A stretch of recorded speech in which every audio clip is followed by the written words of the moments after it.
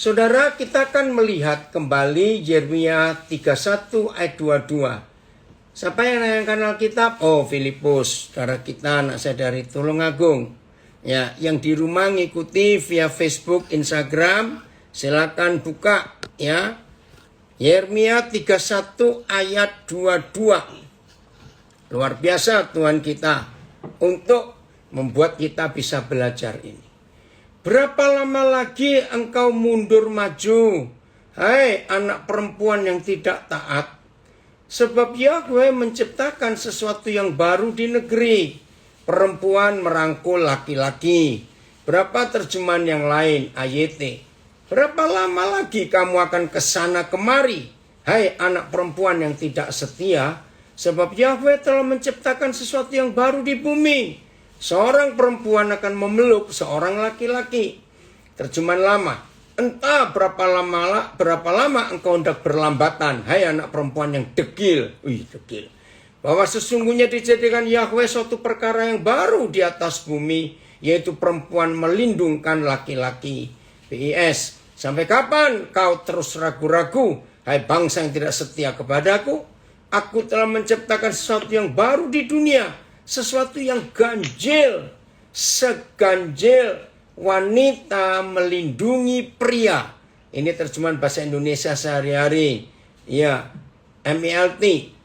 Berapa lama lagi engkau berbalik ke sini dan ke sana, hai anak perempuan yang tidak setia? Sebab Yahweh telah menciptakan sesuatu yang baru di negeri itu. Seorang perempuan akan memeluk seorang laki-laki. FIH-nya, Filipus, FIH. Ya, wow. Oke, berapa lama lagi engkau akan terus berkeliaran? Aduh Tuhan, ampuni kami. Hai anak perempuan yang tidak taat, sesungguhnya Yahweh akan menyebabkan terjadinya suatu hal yang baru. Perempuan akan mencari laki-laki. Israel, ini FIH-nya ada tambahan dalam kurung, Israel akan mencari dia. Terima kasih kepada Bapak Ibu Gembala Oikos Surabaya yang mengajak kita belajar dengan tema yang dahsyat ini. Di dalam Alkitab kita akan melihat latar belakangnya dulu. Di dalam Alkitab ya, satu-satunya agama di seluruh dunia ini. Saya ulangi. Satu-satunya agama di seluruh dunia ini yang Tuhannya itu menjadikan dirinya sebagai pengantin pria dan umatnya, yaitu kita gerejanya, menjadi pengantin wanitanya. Itu hanya kekristenan. Jadi Tuhan Yesus itu dilambangkan sebagai pria dan kita gerejanya dilambangkan sebagai wanita. Tapi dalam beberapa terjemahan yang kita baru baca tadi ini, ya, coba lihat lagi yang BIS dan FIH-nya. Nah, kita akan melihat dari beberapa sudut pandang itu. BIS-nya, oke. Sampai kapan kau terus ragu-ragu, hai bangsa yang tidak setia kepadaku? Aku telah menciptakan sesuatu yang baru di dunia, sesuatu yang ganjil, seganjil wanita melindungi pria. Aneh. FIH. Ya, kita akan baca. Berapa lama lagi engkau akan terus berkeliaran, hai anak perempuan tidak taat? Sesungguhnya Yahweh akan menyebabkan terjadinya sesuatu yang baru. Perempuan akan mencari laki-laki. Maka itu ditegaskan, Israel akan mencari dia. Nah, saya ambil terjemahan ini supaya tidak bingung. Saudara, Israel itu digambarkan sebagai perempuan. Ya, gereja dilambangkan sebagai perempuan. Yesus itu mempelai laki-laki surgawi. Begitu pula kalau saudara baca kitab Kidung Agung, ya, jangan panik, jangan bingung. Sepertinya orang tidak tahu kitab Kidung Agung itu kitab porno, kitab cabul. Enggak. Itu justru bicara tentang kasih raja segala raja, yaitu Tuhan Yesus Kristus. Salomo di dalam terjemahan yang betul itu Raja Shalom. Salomo. Dan itu Tuhan Yesus sendiri. Nah, dia mempunyai permaisuri, mempelai wanita, yaitu saudara dan saya. Nah, seperti Ibu Gembala barusan katakan tadi, dia memberikan statement seperti Koden. 2 tahun ini keliling kemana-mana. Sebenarnya belum 2 tahun ya. Dari Maret ya, terakhir saya ke luar negeri itu, balik dari luar negeri itu 10 Maret 2020. Sejak itu nggak pernah keluar lagi. Baru tanggal 17 Juni ya, 17 Juli 2021. Jadi setahun lebih. Tapi keliling ke banyak tempat. Saudara, belum pernah dunia mengalami ketakutan seperti ini. Karena COVID-19. Sekarang Omikron lagi yang muncul. Nah, mari kita tanya dengan jujur sebagai wanita, sebagai gereja. Siapa yang kita peluk? Secara wajar, manusia memeluk uang. Ngerti ya kata itu ya? Secara wajar manusia memeluk uang. Sebab uang itu jadi andalan. Uang itu jadi harapan. Ya. Uang. Tapi fakta membuktikan selama COVID ini orang-orang kaya pun yang duitnya nggak terhitung harus menyerah kepada yang namanya COVID. Uang nggak bisa buat apa-apa. Kekayaan kita. Kemarin saya harus general check up ya semuanya. Nah terus dilayani seorang dokter, saya nggak kenal. Nah ternyata ketika lihat identitas saya, oh dia tahu saya pendeta. Lalu dia cerita. Sebuah kisah yang sangat tragis. Teman baiknya yang punya salah satu rumah sakit di Jakarta, yang punya loh. Waktu dia cerita itu saya juga ikut miris. Harus menyerah karena COVID. Kalau yang lain nggak dapat kamar, orang rebutan saudara. Kalau kita ingat ya bulan Juli Agustus 2021 itu gila betul. Tapi dokter bilang ini bukan soal rebutan kamar, Pak Pendeta. Ini yang punya rumah sakit nggak tertolong juga. Saudara, betul kata Ibu Gembala tadi. Selama saya keliling, ya, selama COVID ini merajalela, betul-betul kelihatan siapa mengandalkan siapa.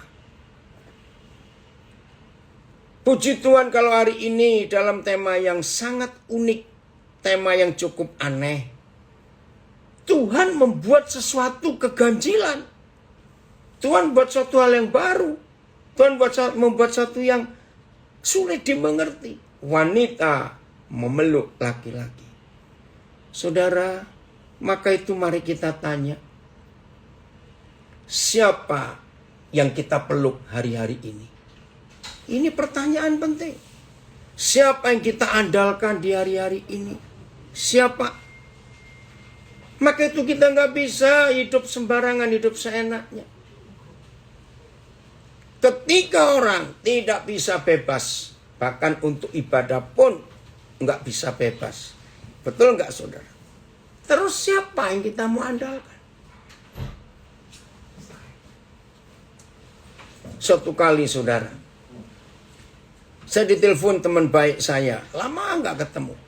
Ya, kami kenal dia itu di Jerman. Tiba-tiba mereka cerita bagaimana mamanya yang sedang betul-betul parah karena COVID. Papanya juga ada di rumah sakit. Waduh. Nah, ada seorang, mereka 8 bersaudara. Nah, salah satu dari mereka yang paling sayang papa mama ini, dia itu mondar-mandir ke rumah sakit yang satu, ke rumah sakit yang satu, karena nengok mamanya, nengok papanya. Saudara, dalam keadaan seperti itu dia juga kelelahan, lalu dia terpapar COVID juga. Waduh, ini panik. Sampai akhirnya mama ini meninggal. Nah, pas saya ada di Jakarta, Mereka bingung. Ini siapa yang makamkan? Maaf ya saudara, saya bukan apa-apa, tidak. Ya udah, Koden siap. Koden, tapi ini bahaya.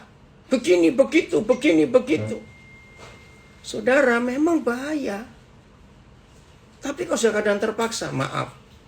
Mereka sampai berkata, dari gerejanya mama, nggak ada yang bisa berani untuk makamkan. Ya udah, Koden aja. Saudara, nah saya ini seumur-umur belum pernah ke San Diego Hills. Ya, baru kali itu, aduh di daerah mana? Saya tahu daerahnya di Karawang sana. Nah, akhirnya saya cari taksi, saudara. Begitu saya dapat taksi berangkat, ya ampun jauh bener. Terus saya itu mikir, ini kalau selesai pemakaman, ini taksi nggak suruh saya tunggu.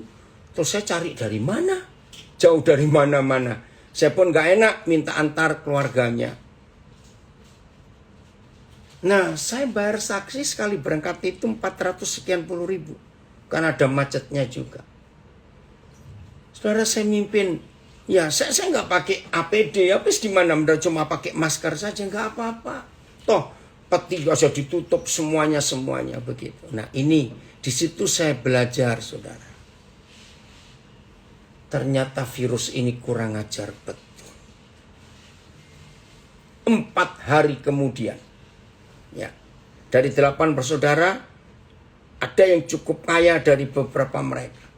4 hari kemudian, kakak mereka yang mundar-mandir ngurusin papa mama meninggal juga. 3 hari kemudian papa mereka meninggal. Jadi dalam 8 hari itu 3 anggota keluarga mereka. Saya nggak bisa bayangkan betapa sedihnya hidup itu. Nah, ini loh COVID itu, saudara.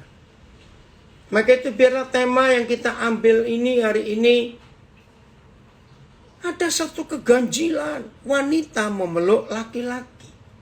Dan jangan lupa, wanita itulah gereja. Laki-laki itulah Tuhan Yesus. Mempelai surgawi kita. Untuk itu, sekali lagi, kita harus mempertanyakan kepada diri kita masing-masing. Siapa yang kita andalkan dalam keadaan seperti ini? Siapa yang sedang kita peluk dalam hidup ini? Artinya melindungi, artinya menjaga. Siapa? Terpujilah Bapa di surga dan amanlah hidup kita. Kalau yang kita peluk itu Yesus Kristus Tuhan. Pasti aman dan tidak akan salah dalam hidup ini. Amin. Nah, ini ada masalah baru dalam hidup ini. Karena satu-satunya agama di dunia ini yang mengajarkan bahwa umatnya itu mempelai perempuan, Tuhan yang disembah itu mempelai laki-laki. Saudara, maka itu Alkitab mengajarkan Yesus itu kepala.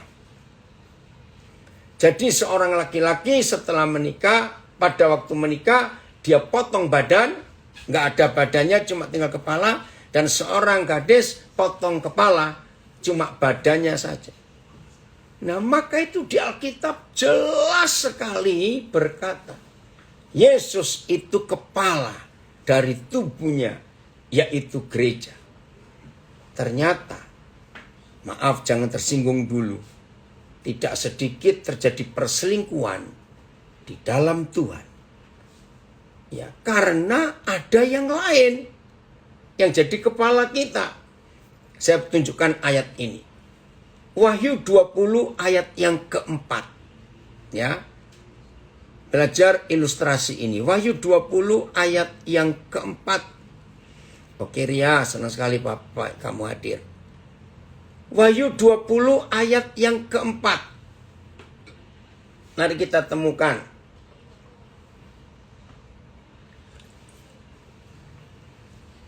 Wahyu 20 ayat yang keempat. Lalu aku melihat takhta-takhta dan orang-orang yang duduk di atasnya. Kepada mereka diserahkan kuasa untuk menghakimi. Aku juga melihat jiwa-jiwa mereka. Nah ini loh, ini kuncinya. Aku juga melihat jiwa-jiwa mereka yang telah dipenggal kepalanya. karena kesaksian tentang Yesus dan karena firman Tuhan.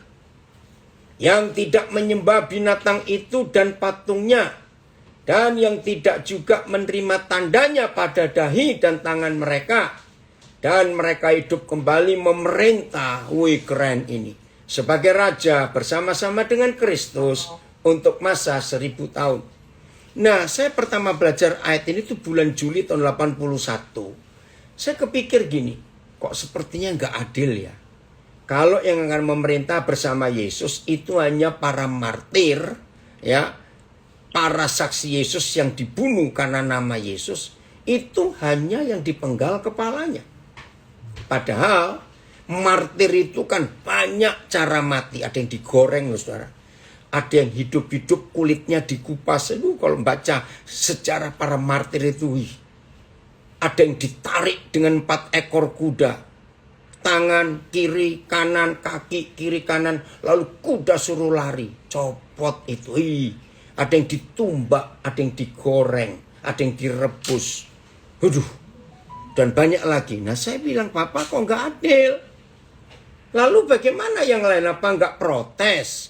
Kenapa yang bisa memerintah hanya yang dipenggal kepalanya? Ringkasnya, Roh Kudus menyadarkan saya. Daniel, ini bukan soal yang martir. Lalu ini dia. Saudara, hanya Alkitab, ya, hanya Alkitab yang menuliskan bahwa pernikahan itu satu kepala dan satu badan. Saya ulangi, hanya Alkitab yang menuliskan pernikahan itu satu kepala dan satu badan. Tidak boleh satu kepala 2 badan atau lebih. Tidak boleh satu badan 2 kepala atau lebih. Tidak, satu-satu. Nah, yang setia itu kunci yang akan memerintah bersama dengan Tuhan Yesus. Yang setia berarti yang tidak pernah selingkuh. Yang setia kepada suami surgawi, yaitu Tuhan Yesus. Maka itu dalam penulisan kitab Wahyu, kita menemukan banyak peringatan hati-hati di akhir zaman. Jangan menyembah yang lain, harus hati-hati itu. Wih, itu luar biasa. Nah, kalau di akhir zaman ini ada gereja, ya, ada gereja yang punya kepala lain selain Tuhan Yesus, berarti itu perselingkuhan. Ya, itu perselingkuhan. Maka itu saudara, kita harus tanya dalam kondisi seperti ini. Jangan kita salah memeluk laki-laki yang lain selain Tuhan Yesus. Jangan. Maaf rekan-rekan saya, hamba Tuhan, walaupun kita dipakai Tuhan secara luar biasa, kalau Tuhan pakai kita. Izinkan saya berkata ini kepada rekan-rekan saya, hamba Tuhan, dan jangan membawa orang yang saudara layani itu nyeleweng, bukan ke arah Yesus, tapi ke arah dirimu. Hati-hati itu. Saya ulangi lagi. Walaupun saudara punya karunia hebat, tapi jangan sekali-kali mengajari perselingkuhan antara mempelai Kristus. Tidak setia kepada Kristus kepalanya. Tapi saudara tarik ke diri saudara sendiri. Kiranya dijauhkan itu dari hidup kami para hamba-hamba Tuhan di akhir zaman ini. Ajari jemaat untuk hidup bergantung kepada Tuhan. Bukan bergantung kepada diri kita. Jangan bangga kalau ada hamba-hamba Tuhan yang merasa, wih, dikit-dikit jemaat saya telepon saya loh. Dikit-dikit jemaat saya minta saya doakan loh. Maaf, bagi yang kenal saya lama, pasti saudara kenal salah satu sikap saya. Saya itu paling males mendoakan orang. Bisa doa sendiri kok minta didoakan. Maaf. Jadi, ajari mereka untuk berharap Tuhan langsung, bukan keharap ke diri kita. Walaupun Tuhan pakai kita, maafkan saya.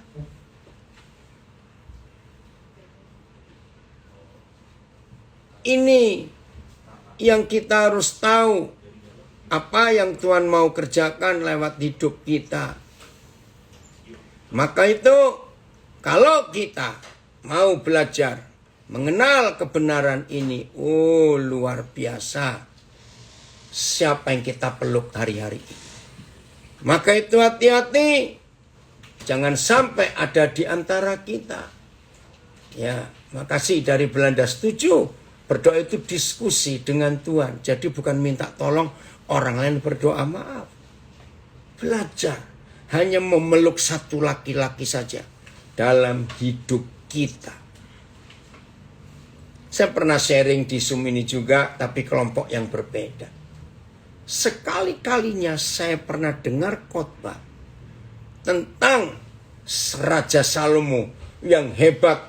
Enggak tahu saudara mau komen apa tentang Salomo. Ya, yang sampai hari ini masih banyak pertanyaan. Kok ya sempat Tuhan itu menulis Salomo raja hebat itu? Ya, woi Stephen, terima kasih. Ya, Caroline, senang kali ya. Permaisurinya satu, namanya Sulamit. Tapi aneh, Alkitab menulis dia punya selir, ya, 300, gundiknya 700. Waduh. Itu ngapain ditulis? Ya, saudara, sampai hari ini saya belum pernah dengar khotbah kecuali ada seorang hamba Tuhan, Bapak Stefanus Damaris. Ya, salah satu mentor saya juga. Dia khotbah itu kira-kira tahun 86 atau 84, saya lupa, di Surabaya. Wih, saya jadi ingin dengar ini karena belum pernah ada sampai hari ini loh saudara. Saya juga belum pernah khotbah itu secara khusus. Nah, ternyata ini alasan Tuhan menulis firman itu. Om Damaris berkata begini. Kalau 1.700 tambah 300, 1.000. Aduh. Maka Om Damaris ngitung. Berarti satu mereka itu ketemu suaminya cuma 3 tahun sekali. Betul juga. 1.000. Ya 365 hari setahun. Ngomong aja dibulatkan 300.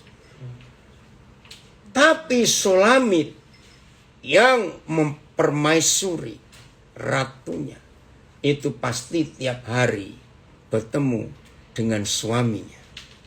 Oke, kita nggak bahas yang 1.000 ya, jangan diperpanjang. Kita hanya ngecek. Begini kata Om Damaris waktu itu. Dan khotbah itu saya simpan sampai hari ini, saudara. Mari jujur tanya kepada diri kita sendiri. Siapa di antara kita yang sadar sesadar-sadarnya bahwa kita ini mempelai Kristus? Betul ya? Karena gereja itu perempuan mempelai Kristus. Maka kalau ada di antara kita yang merasa bertemu Tuhan cuma 3 tahun sekali, langsung katakan kepada dirimu bahwa orang itu gundik. Maaf. Wih, waktu khotbah itu betul juga ini. Tapi kalau saudara dan saya adalah mempelai Kristus, berarti kita tiap saat, gak cuma tiap hari, tiap saat kita berjumpa dengan mempelai laki-laki kita. Luar biasa. Maka itu mari kita tanya. Siapa yang kita peluk hari-hari ini? Dengan kondisi yang sangat tidak menentu. Orang pada ketakutan luar biasa. Maaf ya saudara, saya nggak nakut-nakutin. Cuma ngomong saja. Apa yakin sih? Dengan makan suplemen yang hebat, yang mahal-mahal. Dengan pakai masker yang luar biasa. Apa yakin itu virus itu nggak bisa masuk? Orang nggak berani mengatakan itu yakin. Tidak. Karena memang ngeri. Maka itu terpujilah Tuhan kalau kita bisa hanya meluk satu laki-laki saja. Yaitu Yesus Kristus Tuhan kita. Wih, itu luar biasa. Kalau hidup kita seperti itu, saudara, maka kemuliaan Tuhan akan nyata tiap hari dalam hidup kita ini. Jadi kita harus tanyakan, siapa itu? Nah, ketika banyak kali orang bertanya kepada saya tentang kitab Wahyu, akhir zaman, kapan ya, bagaimana? Ingat ya, kitab Wahyu itu tidak ditulis secara kronologis. Dengarkan, kitab Wahyu tidak ditulis secara urutan-urutan waktu, tidak. Nah, pertanyaannya, kenapa ya? Kok Tuhan itu nggak nulis secara kronologis? Sebab Tuhan tahu kita ini kurang ajar. Kalau ditulis mengurut waktu, ya kita tunggu aja bertobat nanti kalau Wahyu 21. Karena tahu kejadian-kejadian ini. Jadi kitab Wahyu nggak pernah kita tahu urutannya kapan, tanggal, tahun berapa. Kita tidak pernah tahu. Tapi ini yang penting. Coba saudara lihat Wahyu 14 ayat 12. Maka itu kesetiaan kita itu penting. Wahyu 14 ayat yang ke-12. Jadi kalau masih ada di antara kita yang diskusi tentang kitab Wahyu, akhir zaman bagaimana? Sudah, nggak usah mikir macam-macam. Wahyu 14 ayat 12. Filipus, oke. Wahyu 14 ayat 12. Terima kasih Bapak. Hanya sikap ini yang Tuhan cari sampai akhir hidup kita nanti. Ya, jadi lagi sekali, kalau ada orang tanya tentang kitab Wahyu, langsung bacakan ayat ini supaya diam. Yang penting di sini, apa itu yang penting? Bukan tahu waktunya kapan. Kapan yang meterai ke-6, kapan yang meterai ke-4, sudahlah, nggak usah tanya yang macam-macam. Nah, istilahnya anak muda yang kepo-kepo itu bertobat tentang kitab Wahyu, bukan urusan kita. Yang penting di sini, baca baik-baik, ialah ketekunan orang-orang kudus. Tahu kata tekun? Setia. Satu-satunya Yesus, nggak ada yang lain. Yang menuruti perintah Tuhan dan iman kepada Yesus. BS. Dalam hal ini, umat Tuhan yang taat kepada perintah-perintah Tuhan dan setia. Ini BS. Nggak selingkuh, setia kepada Yesus. Perlu menjadi tabah. TSI. Berarti Tuhan menghendaki setiap kita yang dikuduskannya supaya tetap bertahan menaati semua perintahnya. Dan tetap percaya kepada Kristus. Nah, ini ayatnya. Cuma satu ini. Maka itu yang masih kepo-kepo soal kitab Wahyu, sudah nggak usah banyak tahu. Makin tahun dan makin ketakutan kita. Sudah lebih baik ini saja. Yang setia, yang tekun, tetap percaya, nggak terganggu dengan yang lain. Boleh FAYH-nya. Filipus. Hendaknya hal ini membesarkan hati umat Tuhan agar mereka sabar menanggung setiap cobaan dan siksaan. Karena mereka adalah orang-orang yang saleh, yang tetap setia menaati perintah-perintah Tuhan dan percaya kepada Yesus sampai pada akhirnya. Weh, dari Hong Kong, Ming Fei, senang sekali kau dan kamu bisa gabung. Amin, kita dipilih Tuhan untuk tetap setia. Jadi saudara, bukan nambahi jam doa. Kalau tahun 2021, saudara sudah bisa doa 7 jam sehari. Jangan ditambahi 9 jam di 2022. Kapan kerjanya kalau doanya kelamaan begitu? Jangan juga nambahi rajin baca Alkitab. Apalagi nambahi persembahannya. Woi, aku nggak ngasih 10, aku ngasih 30%. Salah, bukan begitu. Yang penting kesetiaan kita. Tidak ada kepala lain di hidup kita kecuali Yesus Kristus Tuhan yang jadi kepala kita. Harus seperti itu. Nah, tolong di mute ya.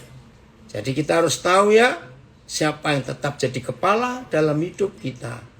Sehingga tidak ada yang lain yang boleh kita andalkan kecuali Yesus Kristus, mempelai surgawi kita. 1 Korintus 7 ayat 31. 1 Korintus 7 ayat 31. Nah, maaf ini pasti akan banyak yang shock, kaget.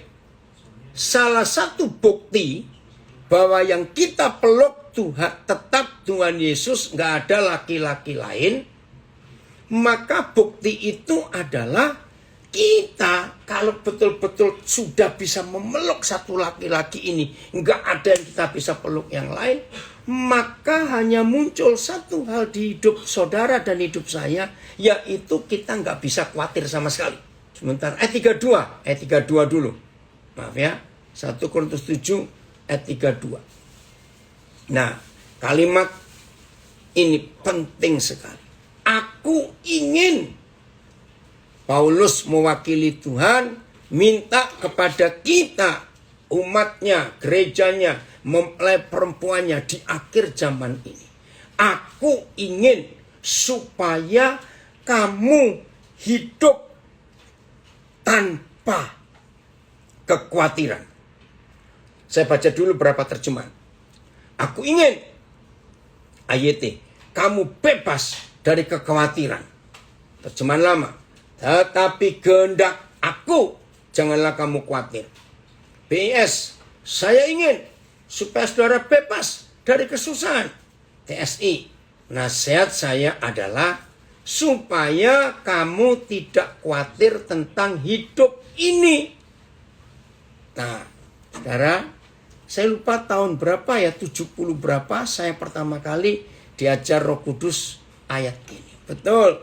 Ini ada orang hebat dari Langoan. Betul, nggak usah khawatir. Bebas dari khawatir. Jangan bilang aduh, harus bisa. Saudara, saya ulangi. Ini kesaksian saya pertama kali. Roh Kudus mengajar saya tentang ayat ini. Itu tahun 70-an. Saya lupa tepatnya. Tapi betul sejak hari itu sampai hari ini, sampai kapanpun juga, dalam hidup saya nggak ada rasa khawatir sama sekali. Nah, saya bilang, Tuhan, mana mungkin sih orang bisa hidup tanpa khawatir? Coba bayangkan, orang yang paling kaya sekalipun, percaya nggak kalau tetap bisa khawatir? Betul? Bisa. Nah, saya bilang, mana ada orang hidup tanpa khawatir? Ternyata ini dia. Maka itu kalimat pertama di Yeremia 31 ayat 22 ini. Hei kamu putri-putri Sion, putri-putri Israel. Hei kamu anak-anak perempuan. Kenapa kamu maju mundur? Ya, dari beberapa terjemahan sudah kita baca. Kenapa kamu bimbang? Kenapa nggak ada kepastian di hidupmu? Kenapa kamu nggak punya ketetapan hati? Ya, baca lagi. Yeremia 31 ayat 22 itu. Kenapa? Kamu maju mundur, kamu bimbang, kamu nggak punya ketetapan hati. Aku akan buat sesuatu yang ganjil di negeri ini. Ada wanita, perempuan, seorang perempuan memeluk laki-laki. Nah, saudara, saya ulangi lagi. Salah satu bukti terbesar bahwa saudara dan saya sudah betul memeluk laki-laki yang tepat, yaitu Tuhan Yesus Kristus. Maka hasilnya adalah hidup ini gak pernah ada rasa khawatir sama sekali.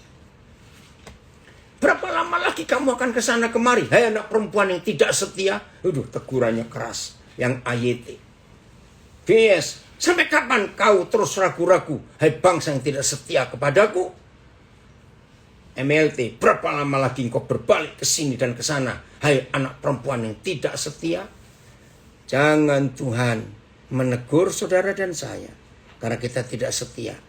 Di dalam masalah kesetiaan ini, yaitu kalau ada di antara kita punya andalan lain selain laki-laki surgawi, Tuhan Yesus, celaka sekali hidup.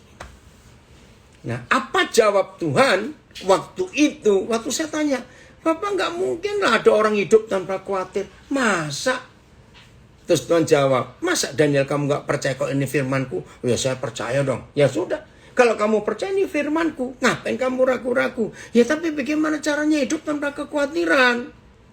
Jawabannya sederhana, saudara.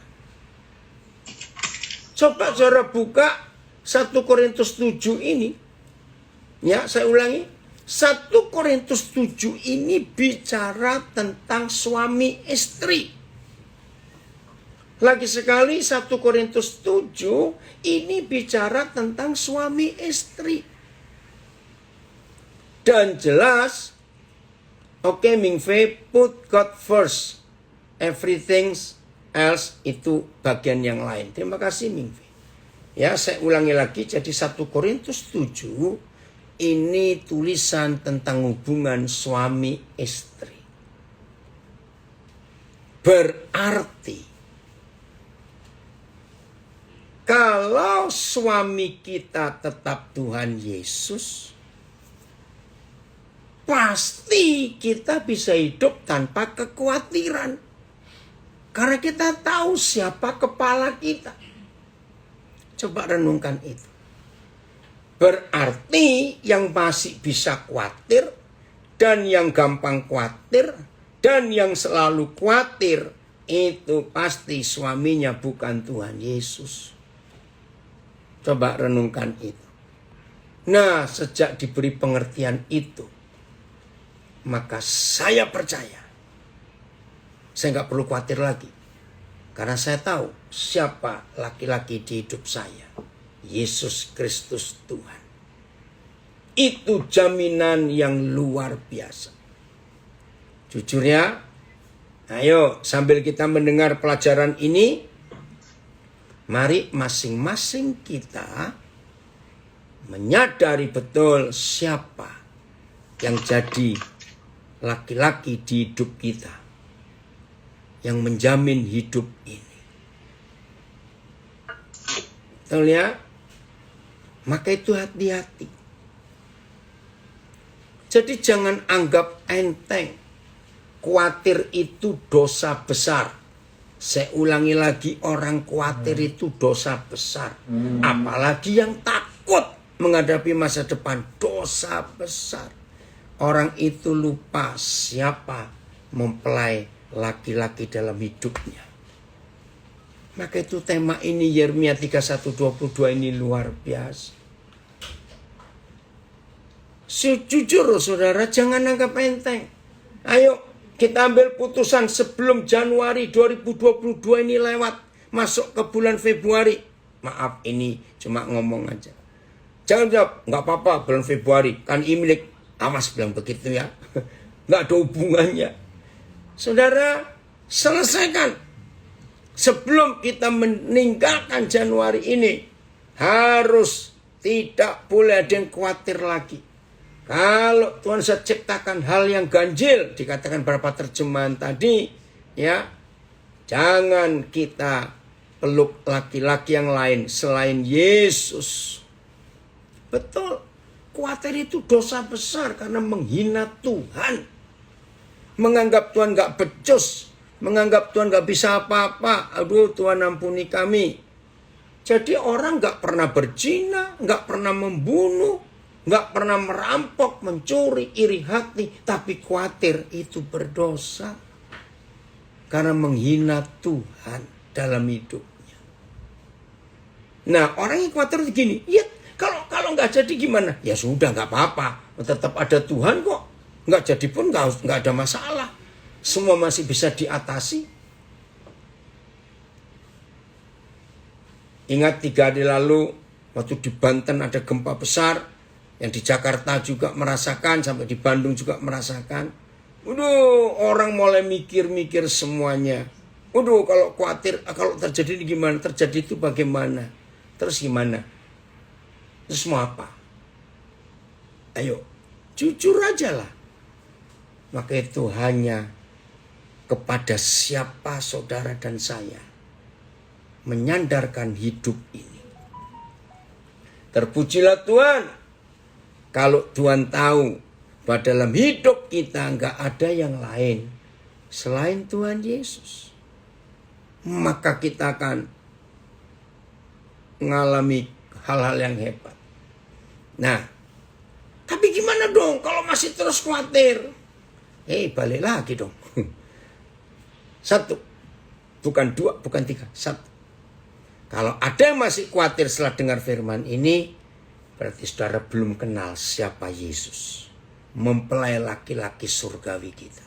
Saudara belum kenal. Kalau saudara sudah kenal, nggak ada rasa khawatir. Takut juga tidak. Tidur juga nyenyak. Semua bisa diatasi.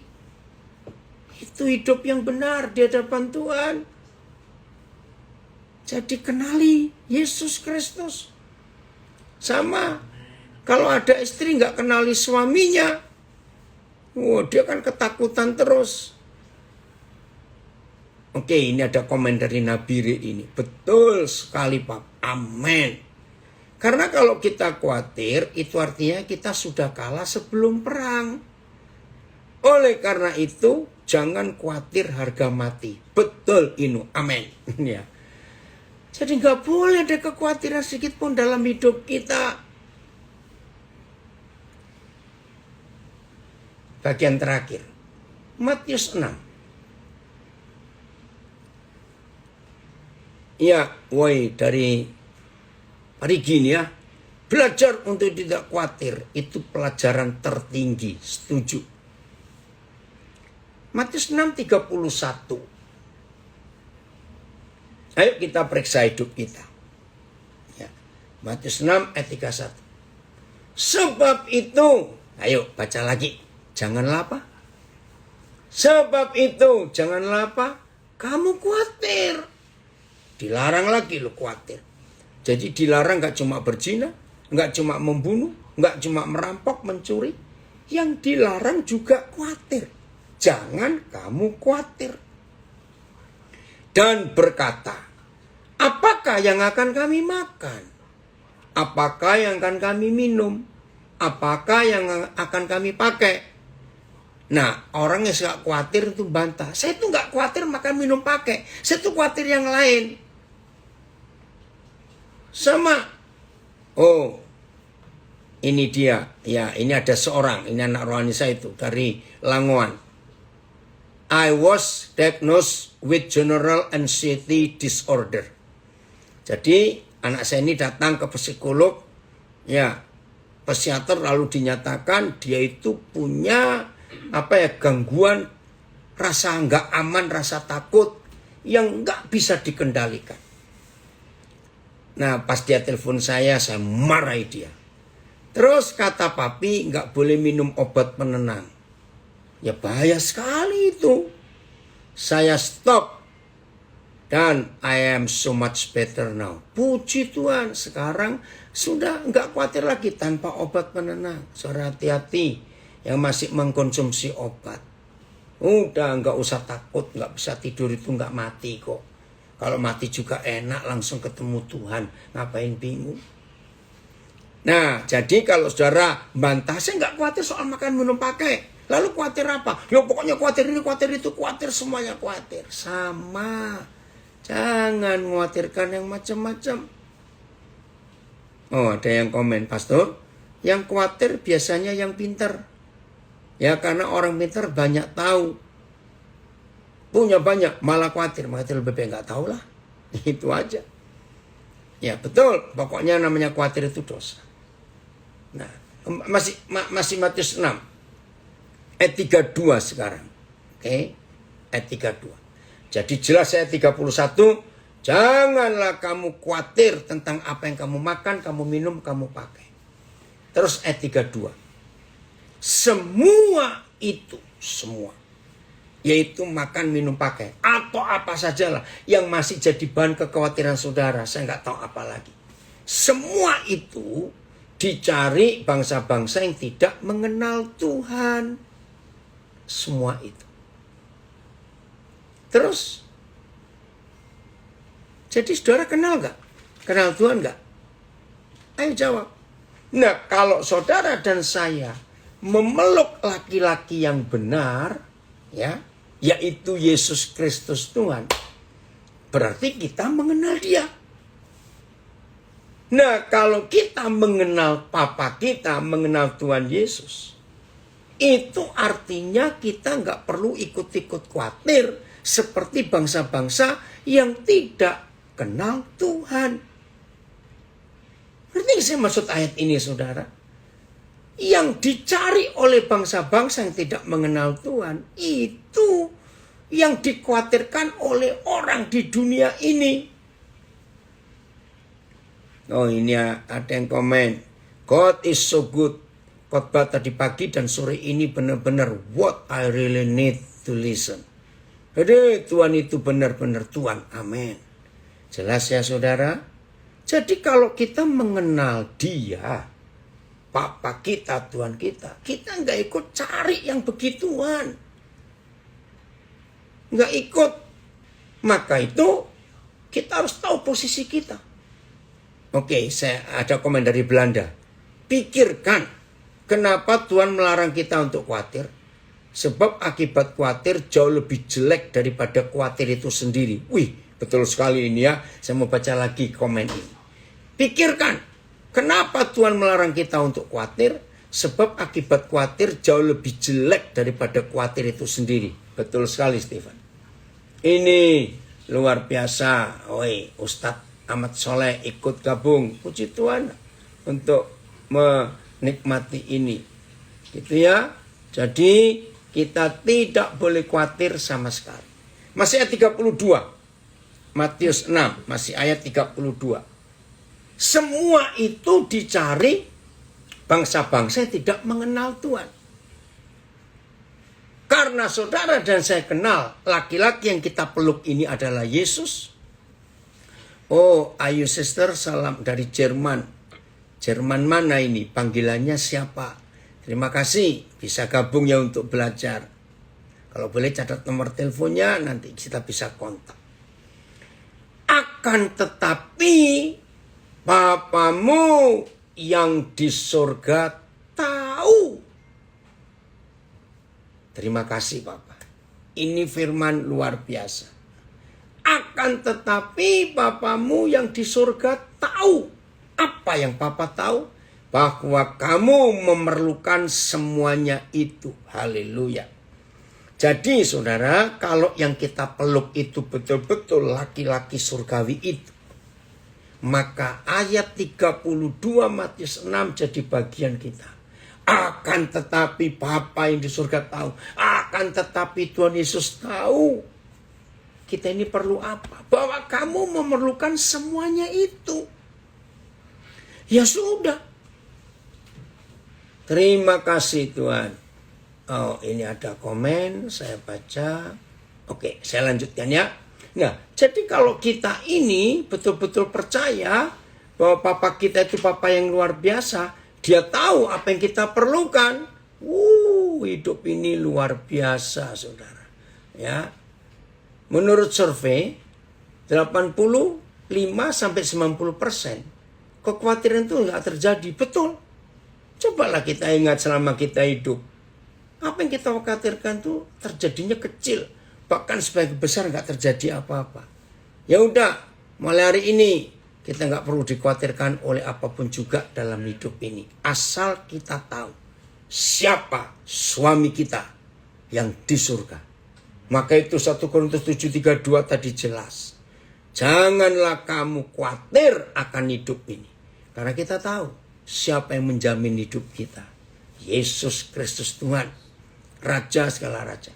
Jadi teguran Yeremia 31 ayat 22 tidak boleh kena kepada kita. Hai anak perempuan Israel. Kenapa kamu maju mundur. Kenapa kamu bimbang. Kenapa kamu lari ke sana kemari. Enggak.